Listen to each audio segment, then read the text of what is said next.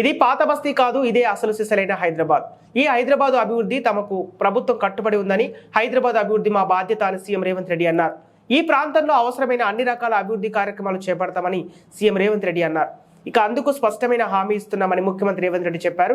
MGBS station నుంచి ఫలక్నుమా వరకు metro రైలు project విస్తరణ పనులకు ముఖ్యమంత్రి శంకుస్థాపన చేశారు. ఈ సందర్భంగా ఏర్పాటు చేసిన కార్యక్రమంలో మాట్లాడుతూ హైదరాబాద్ నగర ప్రతిష్టను నిలబెట్టడానికి అవసరమైన అన్ని అభివృద్ధి కార్యక్రమాలతో ముందుకెళ్తామని చెప్పారు. ఎన్నికలు వచ్చినప్పుడే రాజకీయాలు తప్ప మిగతా సమయంలో అభివృద్ధిపైనే మా దృష్టి ఉంటుందని స్పష్టం చేశారు. పేద మధ్యతరగతి ప్రజల కోసం మెట్రో ఫేజ్ 2 తీసుకొస్తున్నాం. ఓవైసీ హాస్పిటల్, చంద్రయానగుట్ట, మైలార్దేవుపాలెం నుంచి ఎయిర్పోర్ట్ వరకు ప్రాజెక్టును విస్తరిస్తున్నామని అన్నారు. చంద్రయానగుట్టలో మెట్రో జంక్షన్ ఏర్పాటు చేస్తాం. మూసీ పరివాహక ప్రాంతాన్ని అభివృద్ధి చేసేందుకు మాస్టర్ ప్లాన్ రూపొందిస్తున్నామని అన్నారు.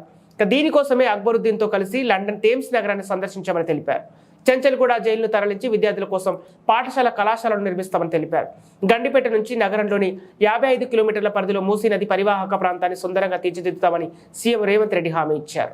విద్యావరంగా అందించి మరి ఇక్కడికి వచ్చారు. మనకు తెలుసు, ముఖ్యమంత్రి గారు నిన్న బాబు జగజీవన్ రావు భవనాన్ని ప్రారంభించినప్పుడు కూడా చదువు ఒక్కటే మన అభివృద్ధికి మూలమన్నారు. ముఖ్యంగా girls education, international year of women సందర్భంగా women education, literature for the literacy in the girls and women is so important.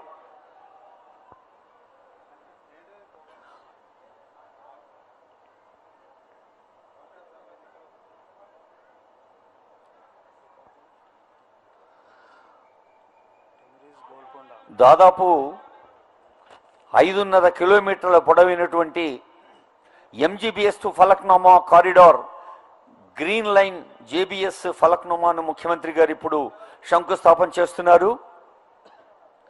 కొత్త అభివృద్ధి కార్యక్రమంలో భాగంగా ప్రారంభోత్సవ కార్యక్రమం తీసుకుంటే, ఈ కార్యక్రమంలో నాతో పాటు ముఖ్య అతిథులుగా హైదరాబాద్ పార్లమెంట్ సభ్యులు, ఏఐఎంఐఎం అధ్యక్షులు అసదుద్దీన్ ఓవైసీ గారు ముఖ్య అతిథులుగా పాల్గొన్నారు.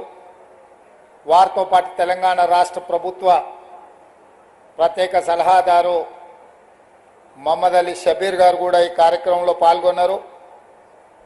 హైదరాబాద్ పార్లమెంట్లో ఉన్న మిత్రుల శాసనసభ్యులు అందరూ, రాజ్యసభ సభ్యులు, ఎమ్మెల్సీలు, అదేవిధంగా గ్రేటర్ హైదరాబాద్ మున్సిపల్ అధికారులు, మెట్రో రైలు అధికారులు